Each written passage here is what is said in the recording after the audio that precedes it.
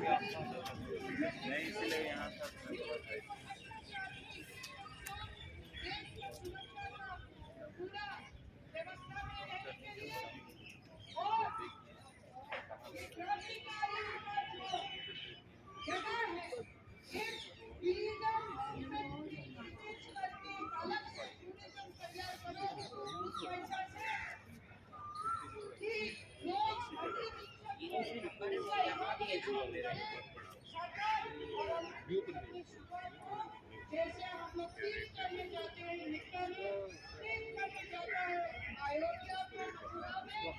आज आप परेशान हो ना। देखिए, मैं हूँ नई दिल्ली के जंतर मंतर पर और आप देख सकते हैं एक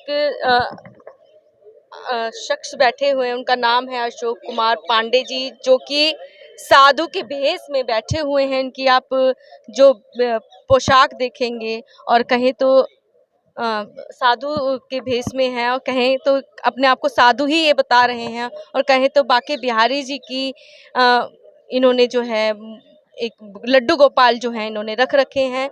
और यहाँ पर मैं आपको दिखा दूँ, बैनर पे इनका स्लोगन्स भी लिखा हुआ है। इन्होंने स्लोगन्स जो दिया गया है यहाँ पर, मोदी जी सुनो पुकार, सन्यासी आए आपके द्वार, मरे हुए किसान और उसका परिवार करे आपसे न्याय की गुहार। एक स्लोगन और मैं दिखाना चाहूँगी और पढ़वाना भी चाहूँगी आप लोगों से। जब कोई किसान या जवान मरता है तो समझना पूरा हिंदुस्तान मरता है। मुफ्त की कोई चीज़ बाजार में नहीं मिलती, किसान के मरने की सुर्खियां अखबार में नहीं मिलती। खेतों का पानी अब आंखों में आ गया है, मेरे गांव का किसान अब शहर में आ गया है। आइए जानते हैं क्या कुछ मांगों को लेकर के नई दिल्ली के जंतर मंतर धरने पर बैठे हैं, केंद्र सरकार के समक्ष इनकी क्या प्रमुख मांगे हैं। हम जानना चाहेंगे अशोक कुमार पांडे जी से। अशोक कुमार पांडे जी, आप नई दिल्ली के जंतर मंतर आए हैं, बाके बिहारी जी की आपने लड्डू गोपाल जी को साथ लेकर के आए हैं। क्या प्रमुख मांगे, क्योंकि हमें आपके स्लोगन से कहीं ना कहीं पता तो चल ही गया और दर्शकों को भी कहीं ना कहीं पता चल ही गया है कि आप किसान का मुद्दा लेकर के आए हैं। कब से इस मुद्दे को लेकर के आप चल रहे हैं और क्या प्रमुख मांगे हैं आप? देखिए, हमारा जो मुद्दा है 2006 से अदालत में चल रहा था।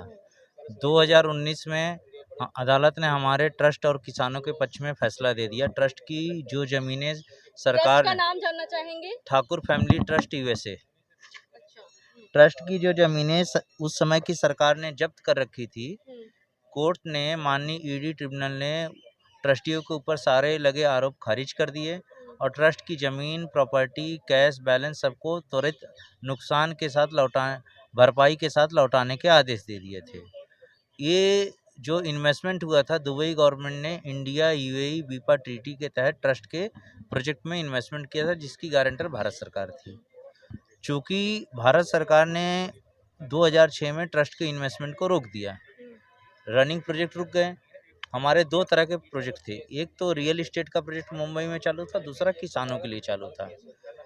डिस्प्यूट रियल इस्टेट के प्रोजेक्ट में सापुर जी पालम जी के साथ हुआ, जिसको हमारे ट्रस्ट ने प्रोजेक्ट डेवलपर अपॉइंट किया था, जिसकी नीयत खराब हो गई थी और ट्रस्ट के प्रोजेक्ट को हड़पना चाहा। हड़प ना पाने के कंडीशन में उसने हमारे चेयरमैन नीतीश ठाकुर के ऊपर में केस करवा दिए। 55 फर्जी केसेस उनके ऊपर दायर हुए, जो कि कोर्ट ने, ईडी ट्रिब्यूनल ने रद्द कर दिए हैं। उसके बाद ईडी ट्रिब्यूनल ने कोर्ट के आदेश को त्वरित लागू करने का आदेश दिया, लेकिन हमने फिर इसे प्रधानमंत्री कार्यालय में सबमिट किया, महाराष्ट्र राज्य सरकार को भी दिया, लेकिन मामला इंडिया यूएई बीपा ट्रिब्यूनल का था, इसलिए मामला जो आया केंद्र सरकार प्रधानमंत्री कार्यालय के अधीन। तब से हम प्रधानमंत्री कार्यालय को लगातार संपर्क करते रहे, हमने लेटर लिखते रहे। कब से देते आ रहे हैं? 2019 से 2019 से अब तक 3 साल हो गए। ज़्यादा 3 साल कम नहीं होते मैडम। 365 इंटू 3 कर दीजिए, एक एक दिन इंसान के लिए भारी होता है। 3 साल से हम लगातार संपर्क कर रहे हैं, ईमेल कर रहे हैं, इस तरह से हम करस्पॉन्डेंस करते रहे, इस तरह से हम उनको प्रधानमंत्री कार्यालय में बराबर लेटर लिख के देते रहे। सारे दस्तावेज पोर्टल पे भी हमने डाल रखा है, आरटीआई डाल रखी है, पोर्टल पे डाल रखा है। तो आरटीआई का क्या जवाब आता है? केस है, बस इतना ही है। आपका केस यहाँ विचाराधीन है। और इसके तो आपने स्वयं मिलने की कोशिश नहीं करी कभी? हमने मिलेंगे कैसे, आप ही एक बताइए। प्रधानमंत्री से मिलने के लिए जो प्रोटोकॉल होता, हमने सब फॉलो प्रोटोकॉल किया। प्रधानमंत्री के मुख्य सचिव पीके मिश्रा जी से मिलने का जो प्रोटोकॉल होता है, हम कई बार कार्यालय आते रहे, जाते रहे, लेटर लिखते रहे, ईमेल लिखते रहे, टेलीफोन करते रहे, लेकिन हमें एक का भी जवाब नहीं मिला कि वो कब मिलेंगे, कब समय देंगे। आखिरी में हमें आज धरना प्रदर्शन आमरण अनशन पे आना पड़ा। हमें आज 1 दिन की परमिशन मिली है जो हम यहाँ कर रहे हैं। आगे हम दिल्ली में और परमिशन के लिए ट्राई करेंगे। जहाँ मिले हम वहाँ से आमरण अनशन तब तक करेंगे जब तक कि प्रधानमंत्री जी से हमारी मुलाकात नहीं हो जाती, हमारे किसानों का मुद्दा नहीं सुन लिया जाता और उनको न्याय नहीं मिलता। मेरी एक क्वेश्चन है, कहीं ना कहीं जनता भी ये कहीं ना कहीं सोचेगी और कहीं ना कहीं सवाल जानना चाहेगी कि आप एक साधु के भेष में हैं, आप कहीं ना कहीं साधु हैं, तो आप क्यों किसानों के मुद्दे को लेकर के आए हैं? मैं इस ट्रस्ट से जुड़ा हुआ हूँ, आज से नहीं जुड़ा हूँ, 2008 से जुड़ा हुआ हूँ और ट्रस्टी मेरे मित्र हैं नीतीश ठाकुर। एक मित्र का साथ मित्र देता है। कभी आपने सुना है कि मित्र का साथ मित्र छोड़ के भाग जाता है? तो यानी कि कृष्ण जी, सुदामा जी का आप फॉलो कर रहे हैं?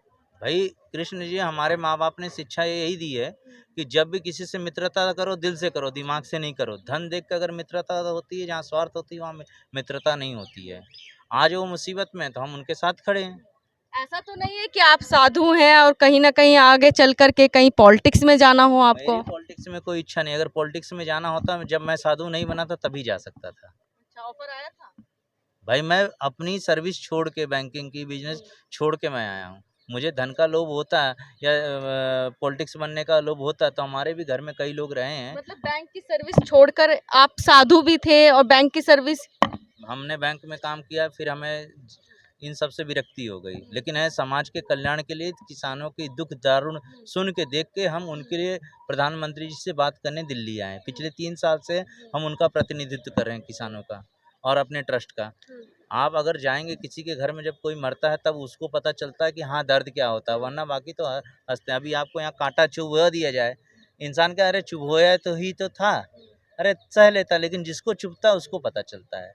जब आपका मित्र कोई अगर मरे, आपके शुभचिंतक मरे, तो आपको दर्द तो होता कि नहीं होता, फील होता कि नहीं होता है।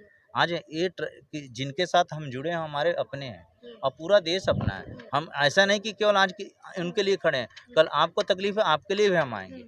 यानी कि अब जनता के लिए आप खड़े हैं? बिल्कुल खड़े हैं।